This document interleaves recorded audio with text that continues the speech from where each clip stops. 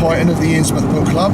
I'm out on another Innsmouth excursion today, and I'm heading to the east coast to visit the village of Dunwich.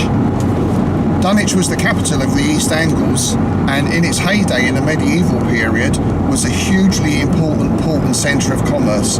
In fact, it rivalled London in terms of volume of trade. At that time, there were an estimated 3,000 to 4,000 inhabitants.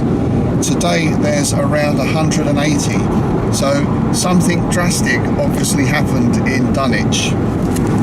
And what happened was in 1286 and 1287, there were a series of huge storms that pretty much destroyed the port facilities.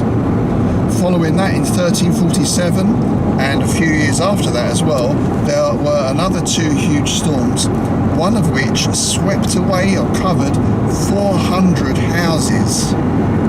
If we add to that the coastal erosion that's prevalent in the area, we get to see why Dunwich is known as the city that slipped beneath the waves. So not only was the town mostly destroyed in those earlier storms and covered over with the sea, over the successive centuries the land has slowly eroded until what was now once the centre of the town is now very much on the coast. So that's where we're heading today. There's a lot of things to see in Dunwich, a lot of history there, a lot of interesting things to talk about. I've got about an hour or so until I get there, so I'll see you on the beach.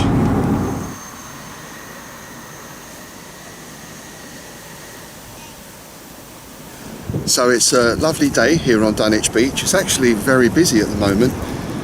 I guess we're in peak holiday season, and there's a lot of camping and caravan sites around here. And particularly on a day like this, it's hard to imagine that this was once the centre of the town, and that out there under that sort of grey-green sea lie a huge amount of houses, buildings, and a number of churches as well, which of course has led to the legend that on stormy nights you can hear the bells ringing from beneath the waves. Now, it isn't just folklore that all these buildings are out under the sea there. They are still there because there have been expeditions and marine archaeologists have gone out to look. The problem here is that the water is very murky. Because of the currents, the sediment and silt is constantly swirling up, so apparently visibility is very poor. But if you have a search around on YouTube, you will find some footage of people exploring some of the ruins out there. I have to say, they're braver than me. Now, behind me you can see the cliffs, and of course these have been steadily eroding away for years. And this was where the last church to fall into the sea was situated, up on the cliffs here. That was All Saints Church. It was abandoned in the late 1700s, but the cemetery was being used for burials up until the 1820s. Eventually nature took its course and the church collapsed down the cliff, though a buttress of the church was saved, and we'll be having a look at that later. That's down in St James's Church at the far end of the town. You can also see down the coast behind me Sizewell Power Station, which I always think looks a little bit sinister along the coast here. And in fact that was something I used in my set of novellas, the Dunwich trilogy. The story actually starts with a murder on Dunwich Beach here and then ties into a secret facility down near the nuclear power plant. Of course there's been lots of fiction set here, various books. The town has appeared on TV a number of times. I think there was an episode of Lovejoy set here, and also probably most famously in Oh Whistle When I Come to You, the BBC's 1968 adaptation of the M.R. James story with Michael Haldane. So as I say, All Saints Church up on the cliff there was a working graveyard until the 1820s. There's still one gravestone left, so that's what we're going to go and look at next. So we're now on the footpath that leads from the beach up along the cliff edge, and it should take us to that last tombstone.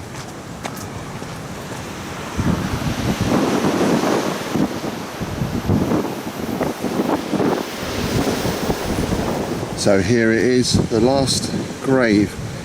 This is all that remains of All Saints Church and its churchyard, which fell into the sea early 20th century, I think. It was around sort of 1920 or maybe even earlier than that.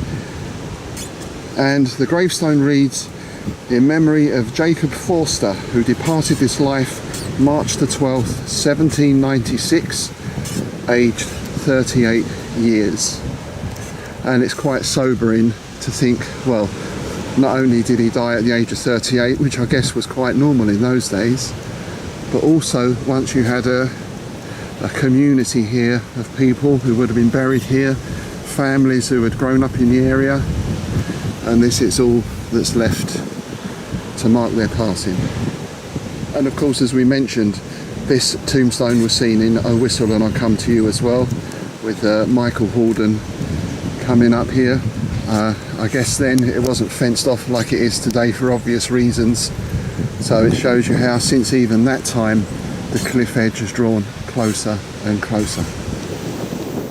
Literally a stone's throw from the old cemetery we have the remains of Grayfriars. This is a Franciscan friary. It was founded in 1277, though in 1289 it was moved further inland. Obviously this was a year or so after those huge storms that did so much damage. The friary was destroyed in 1538 as part of the dissolution. There's been quite a few archaeological digs around this site, and Time Team came here for one of their TV shows some years back, and I think you can see that episode up on YouTube. As you can imagine, over the years there's been a lot of paranormal events reported here. People have seen lights floating around, people have reported hearing chanting, and in 1926 there was a sighting of a huge black hound seen racing around the ruins. Of course, we are in East Anglia, home of black shuck, so I guess that's something we can add to the list of black shuck sightings. So there's been groups coming here to investigate those sightings and those claims. In fact, our friends at Shadow Paranormal were here not that long ago, and you can see their report up on YouTube. My question is, if this was a monastery and it was a friary, were they chipmunks? So we're now coming to the site of St James's Church and also the old leper chapel.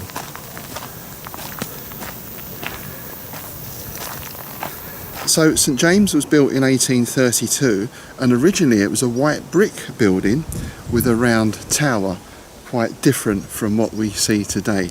And this was down to Frederick Barn, who was a local sort of bigwig. I think he was actually the last MP for Dunwich, and in his mind churches had to be Gothic.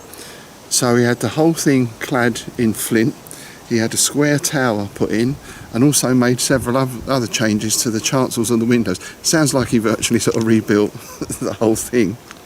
And as we mentioned before, another site at this churchyard is a buttress, all that remains of All Saints Church, which once stood on the cliff top where we've just been.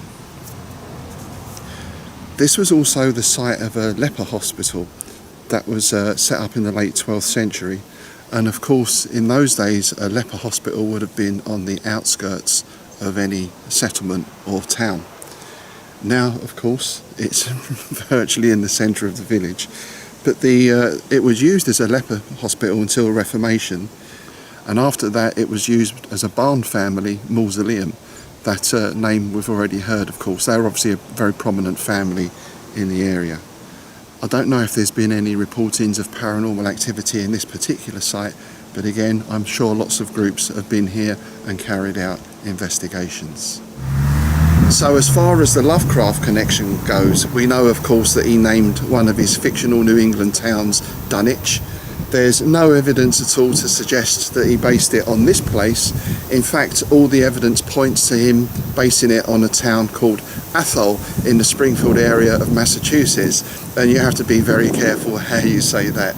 HPL's Dunwich, of course, is set inland. It's nowhere near the coast. It has a lot of odd standing stones around the area, and perhaps the Dunwich here, the idea of a city slowly giving itself to the sea, has more in common with Innsmouth, though I have to add all the people I've seen and spoken to today have been very nice, with not a hint of deep one in any of them.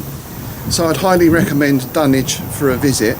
For quite a relatively small place, there's a lot to see here. There's a lot of history, I haven't mentioned there's a museum just down the road. I haven't had time to go in there today.